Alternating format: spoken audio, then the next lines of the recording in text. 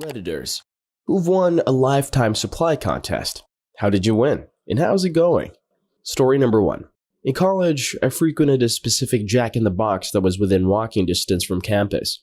I'd occasionally talk with a manager who was a pretty cool guy, and one of only a few people I knew who were into the World Cup. One day he says, "You want a lifetime supply of milkshakes?" I thought he was joking, so I was like, "Sure." And he handed me a huge stack of free milkshake coupons. Not so much a contest, but I guess I won the prize for friendliness. Story 2. When I was a kid, there was a fun competition to rename a popular children's cereal. It cost money to vote as it was a premium number, but my mother let my younger brother vote for fun. What we didn't know at the time was by voting you'd be entered to win a lifetime supply of this cereal, and my brother won. So they called up our mother and told them we didn't want it. My mother ruined our childhood by telling Kellogg's we didn't want their lifetime supply of cereal. I could be eating that right now. 16 years later, I could still be enjoying that cereal. Story 3. I won a lifetime supply of coffee beans for having guessed how many beans were in the tall glass jar during a competition. They arrive faster than I can use them, but the beans are high quality and make fun gifts for friends who like to grind and brew. Story 4. About 4 years ago, I won a cinema premiere card, which entitled me to 2 free movies a week for the duration of a year. The cinema chain dragged its feet when it came to delivering the prize, but I persisted and eventually received the card a few months later. Turns out the card had lasted for longer than a year. It is still currently in use and is set to expire in 2116. Story 5. A colleague of mine won a year's supply of beer from a craft brewery in an office raffle. They sent her 1 bottle of beer a month, 12 beers total. Story 6. When I was a kid, the Australian brand Amit's was running a competition where if you bought their Shape biscuits, you could win all sorts of prizes. After begging my mom for Shapes every time she went to the supermarket, I finally won a prize, which was a lifetime supply of Shapes. Little me was over the moon. But when my mom took my winning card to be redeemed, the supermarket said they would have to contact the Amit's company. Well, after waiting months, we finally hear back from Amit's via a letter saying that they apologize but they cannot honor the competition, but instead have sent a $3 check reimbursing my mom for the packet of Shapes. So yeah, fuck you, Amit's. Story 7. My aunt won a lifetime supply of a Rice-A-Roni from The Price is Right. She used to get them faster than she can use them, but now, understandably, she's sick of it.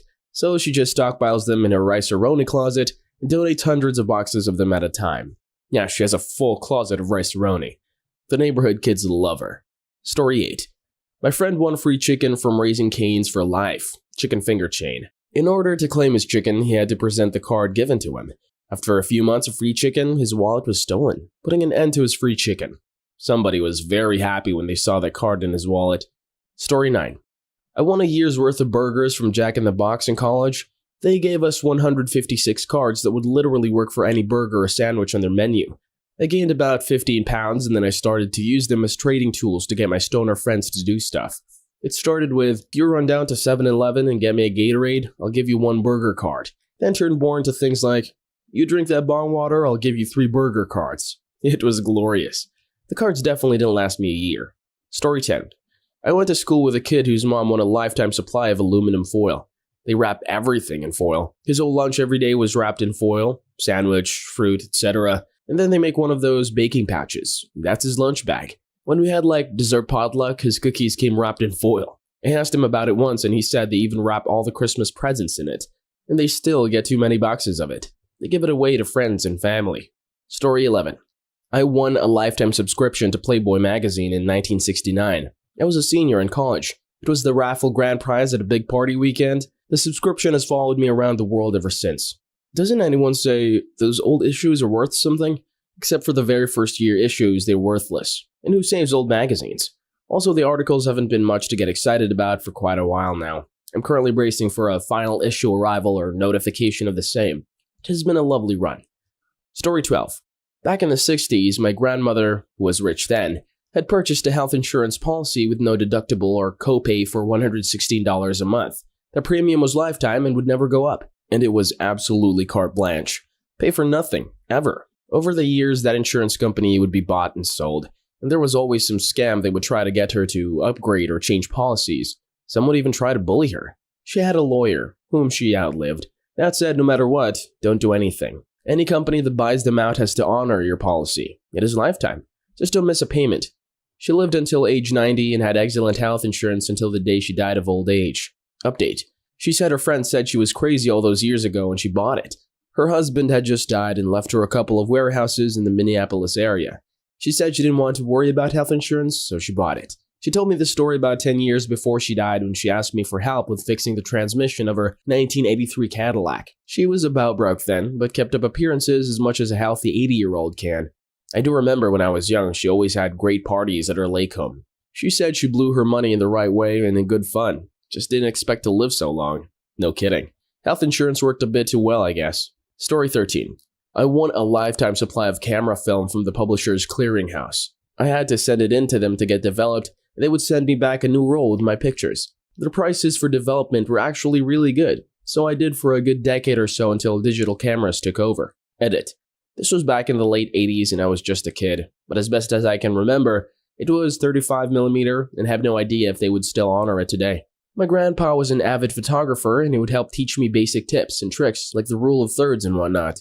It's been gone for years now, but those memories still make me smile. So you're the guy who decimated the film camera industry. Story 14. When we moved into our current house, every year around Christmas, we'd get this massive box full of assorted Keebler crackers, always addressed to the previous owner. This went on for about 10 years before they finally stopped coming. To this day, we have no idea what kind of deal the previous owner had with Keebler. But let me tell you, we always looked forward to that cracker box every year. Edit. I was a kid when all this happened. I had no idea this was technically illegal. And to be perfectly honest, I don't think my parents did either. They're pretty straight-laced folks. We didn't have any contact information for the previous owners. We just knew they moved to somewhere in Florida. Story 15. Our local Krispy Kreme burned down one day, and about a year later, it reopened. The first 100 people in the door were given free donuts for a year, and number 1 got them for life. A friend and I camped out overnight with over 100 people. The first guy in line was there for an entire week. We ended up getting our year of donuts, and it was a punch card that let us each come back once a month for a free dozen donuts. If it happened near me and I was number 101 in the line, I would burn the store down and try again. Story 16. Not a lifetime supply, but my brother won a year's supply of free pizza from our favorite takeout place. It was really good pizza. The catch? You got 52 pizzas for the year, any size, any toppings. You could have them all at once if you wanted, or until you ordered a total of 52. We didn't touch it until we had each other's birthday parties. Turns out ordering 26 pizzas for your birthday is pretty awesome. Story 17.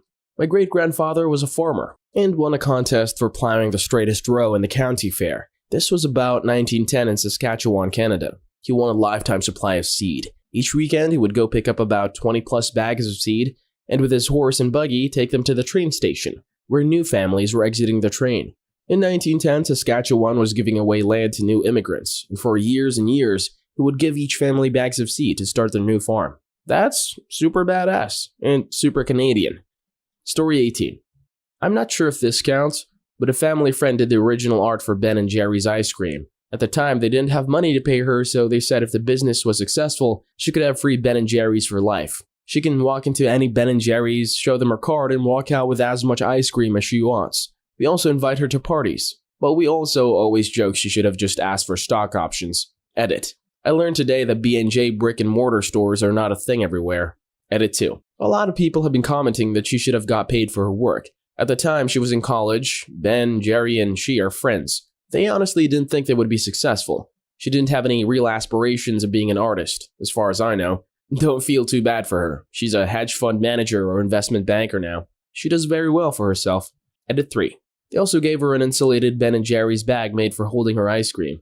Also, I have never seen her eat any. I guess there's such a thing as too much of a good thing. Story 19. I had a co-worker who won a lifetime supply of pies from a local pie bakery on Pie Day. He got one free once a month as long as he shows the card he got. It's been 4 years, I think, and he brings them into work sometimes. It doesn't bother getting one every month though, since he's single and lives alone, plus the calories are insane. He even gets the super fancy call ahead for specialty order type of pies for free. They're delicious. Story 20. I won a quote-unquote lifetime supply of water from Deer Park, a water brand in the South. And by lifetime, I mean only through college. After the first year, they realized how difficult it would be to keep supplying water and decided to give me something that would equal its worth, which to them was a $500 gift card to Target. Long story short, I now own a Nintendo Switch. Edit. I forgot, but my sister also won a year's supply of pistachios after finding a roach in one of their no-shell bags. If you have wondered if it is possible to own too many pistachios, it is. Second edit. One may not be the best word choice. Makes it seem like the roach is equivalent to a golden ticket from Willy Wonka. Story 21. Not quite a lifetime supply, but I wanted to add to this. When I was like 12, I went to see a movie with some friends. They stopped me as they tore my ticket and said that I was the 1000th or whatever person to enter the theater that day and that I won a prize. I went with the manager and he had me fill out a form and said I won a card to go see free movies for a year at that specific theater. I got the card in the mail a few weeks later. I could use it for me and a friend and go see as many movies as I wanted. I think it said at most once a week, but they didn't really keep track. I remember going to see some movies 3 to 4 times since I had a few friends who wanted to go, so I just went with all of them one by one. Story 22. Not lifetime, but my family won a year's supply of M&Ms from one of those 1-pound bags. They sent us a box of 365 manufacturers' coupons, each redeemable for one snack-size bag, which expired after 1 year. Unfortunately, the stores we went to didn't really know how to deal with non-store coupons, so it was always a hassle to try to use them. And we still had to pay sales tax, so it was kinda awkward picking up 20 bags and still needing to have $0.60 on you. We ended up giving most of the coupons away. This was in the mid-90s, when only regular peanut M&Ms existed. There are only so many of those you can eat in a year. Story 23. Back in 2004, there was a local car wash, the kind that you do it all, vacuums in the power washing bay, etc., that was hosting a contest in conjunction with a local radio station. The winner got 1 free car wash a week for life. I won, but it took a long time to get my special card. It finally arrived, and I went that day and washed my car. The place closed the very next week. There was a much newer car wash that had gone in not too far from this one. That had attendants to do the work. They hoped that the promotion would help them and keep the car wash open. It didn't, and I won a single car wash. I also think it rained a day or two later. Story 24. Free internet for life, and a year's supply of Coca-Cola checking in. I got free internet through an Oak Ridge National Labs program for middle school students in 1994. I used it consistently for something like 10 years, but at that point dial-up was so far behind cable or DSL that I just kind of stopped using it. I honestly don't know if it would even work anymore, as I've had no reason to try it. The free Coke products were a little weirder. Basically, when I was attending university, I noticed that the Coca-Cola I bought near the school just sucked. Like it didn't taste like Coca-Cola at all, more like an RC mixed with Pepsi. I commented on this to all my friends and they had no clue what I was talking about, but I could blind test Cokes from home versus university Cokes and get it right every time. Eventually, I sent an email to Coca-Cola basically just asking why the Cokes in Cookeville sucked so much and if they could fix it. They, quite surprisingly, took it really seriously and asked for numbers off of the affected cans, tracked it down to the bottler, or canner, and had it fixed within 6 weeks. Sent me a stack of just hundreds of silver free 12-pack any Coke product coupons and thanked me for my time. Worked out great. Still had over 100 of them left at the end of the year. Story 25. Like a lot of comments in the thread, I didn't win a lifetime supply, but I bought a new set of tires for my car and it came with this app that had various deals on it, most for paintballing and stuff like that. It also had one for Domino's Pizza, which was literally across the road from me. You could get 1 free pizza a day. Now obviously they didn't expect many people to order a pizza every day, but I figured out that through the Domino's app, I could order pizza for up to a week ahead. Basically, every night before I went to sleep, I would place an order for 7 p.m. on Friday. With the house I was living in being a share house, we routinely had people coming over for drinks or to watch sports, so all the pizza was consumed. Every now and then I'd see a homeless person in the area and order one for them. After about 3 months, the deal ended, but it was a glorious 3 months. Story 26. I found a gray M&M in a pack in the late 90s. At first, I thought I won $1 million, but I won the second prize of a year's supply of M&Ms. I had no idea what that meant, but I sent in the wrapper. They sent me back a box of 400 coupons, each for a pack of M&Ms. I love M&Ms, but after the first 30 or 40 packs, I started to get a little tired of them. I'd take some coupons with me every time I went grocery shopping, and if I saw kids not being brats, I'd go up to their parents and offer them some coupons to give their kids M&Ms.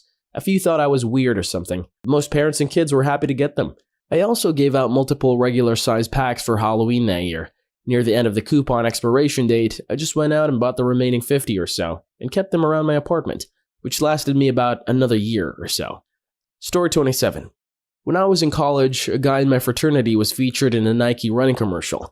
He was paid a fixed amount and they would randomly send him shoes throughout the 2 years I knew him. After he graduated, shoes still showed up at the house every quarter until I graduated. Funny part of the story is that he was on the university cross-country team, D1, and when he signed the paperwork, it voided his scholarship. The coach calls him into his office and berates him for a half hour on how he fucked up his scholarship. His response was priceless. I have 4 more semesters and Nike paid me enough to cover in-state tuition for that time. Also, I hate running, but I'm good enough to have gotten a scholarship. Now I have school paid for and will never run again. Good luck to you all, though. Story 28. It wasn't a lifetime supply, but it was a year's supply of flavored milk. The company hosting the competition is based in Perth, Western Australia. The goal of the competition was to rename each flavor of milk to something uniquely Western Australian based on its color. In my case, I renamed the spearmint flavored milk, which is green, to Transperth, which is the public transport service in WA. I came in second place for my submission and won a year's supply of flavored milk. Unfortunately, they couldn't figure out the logistics of sending me the milk, so in the end, they just transferred the equivalent amount of money into my bank account. I think it was about $1,200 or so. The money's long gone and well spent, and the irony is that I don't think I spent any of that money on milk. Go figure. Story 9. I won a year's supply of Warhead candies. Not a lifetime, but I think it's worth posting. We were in Walmart when I was about 10 or 11 years old. They had a contest for a sour pucker-up face for Warheads, and the winner received a year's supply of the candy, including experimental candies that weren't sold in stores yet. I decided to join and was told to come back in 20 minutes when the contest started. I was the only one there. I won by default. Through 5th and 6th grade, I received boxes upon boxes of candy every month. It was as if they wanted to give me diabetes because I was getting about $200 worth of candy every month. I started giving it out to friends and family like crazy. Fast forward a couple of months into 6th grade, and I'm selling it. I made a good $20 a day in quarters and dimes, 10 cents each, 3 for 25 cents. Fast forward to high school, and I'm a candy kingpin. Was selling candy bars I bought from Sam's Club. Story 30. Little different, but when Lord of the Rings Online was in beta, I helped test for them. They offered a lifetime subscription for $200, and as I had just graduated high school, I had a ton of cash to spare, so I bought it. Edit. I got graduation gifts from friends, family, and anyone my mom could feasibly contact. When you have 80 to 100 people all giving you $10 to $20 each, it adds up quickly. A couple of years later, after the Mines of Moria and Siege of Mirkwood expansions, they went free to play. I think the switch to F2P was better financially for them, so I was all for it. They give me a good-sized chunk of Lord of the Rings Online points each month, which is a type of currency you earn in-game, and you can use to unlock pretty much anything in the game. You get 5 points for completing the easy deeds in the game, 10 for the more advanced ones, and I think some might grant 15. Probably 95% of the deeds grant only 5 points though. I get 500 points per month, for free, automatically. I think 500 points is roughly a $10 or $15 value. Not sure though, haven't ever purchased points. I've gotten a lot of free points. I recently got back into it and had several thousand of these Lord of the Rings Online points from the monthly allowance accumulating. I calculated it out and the points alone are worth several $100s. All of the free content I get as well is also arguably worth several $100 more. So not only did my lifetime subscription pay for itself in less than 2 years, I was playing every day at that point, but it's probably paid for itself a good 5 or 6 times over. Turbine has treated its players very well. I will pour more money into it once I'm able to spend all my Lord of the Rings Online points, since I feel a little bad for how much value I get from something I impulse bought over 9 years ago, and continue to get more value from it as time goes on.